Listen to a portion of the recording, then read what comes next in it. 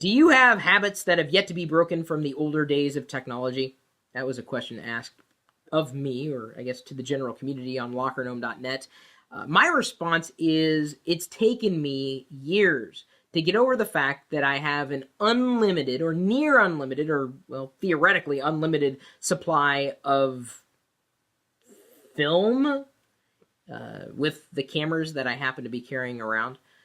I wanted a camera, not a digital camera, a camera, any kind of camera, for Christmas or my birthday for quite some time. I did get one, a Polaroid Instamatic, you know, and then the thing pops out the front, and then, oh, look, it's a picture.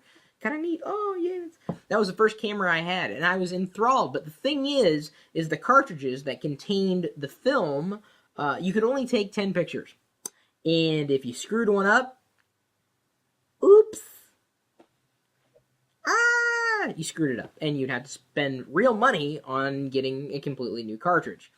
So, yeah, that was something that even after having a digital camera, I would always be very conservative about how many pictures I was taking. Granted, in the early days of the digital camera, you had smaller removable storage, at least in terms of capacity.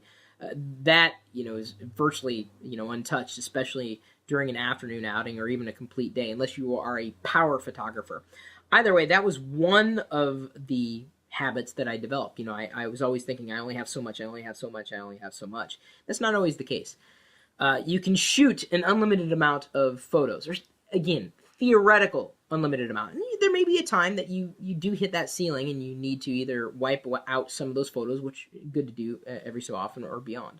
But, I think that is probably the biggest holdover that I have in terms of, how I grew up with technology and the way it is today. And it's really difficult sometimes to let go of the way things used to be. And never has it been more prevalent to me, the issues of being stuck in the past, than when I see an operating system revision or a major software revision. People freak out. People are already freaking out about Windows 8. Hasn't even shipped yet. No, it's Windows 7. The way Windows 95 used to do it was awesome.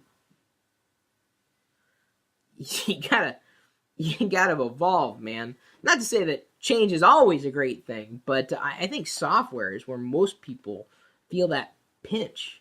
They're used to the way something is, and they need it to be that way. But it's not always going to be that way.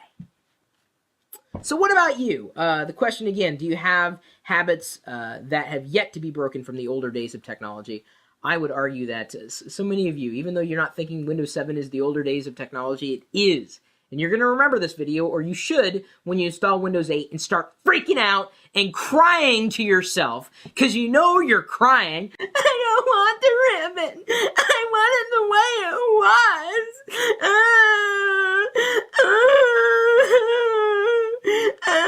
Microsoft touched me in a funny place.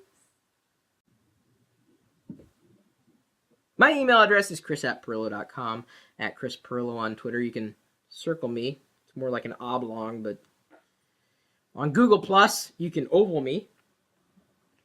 Facebook, I'm over there as well. Oh, got the chat room, part of the live video feed, going out over the web, 24 hours a day, 7 days a week. Oh, at live.pirillo.com. We'll see you later.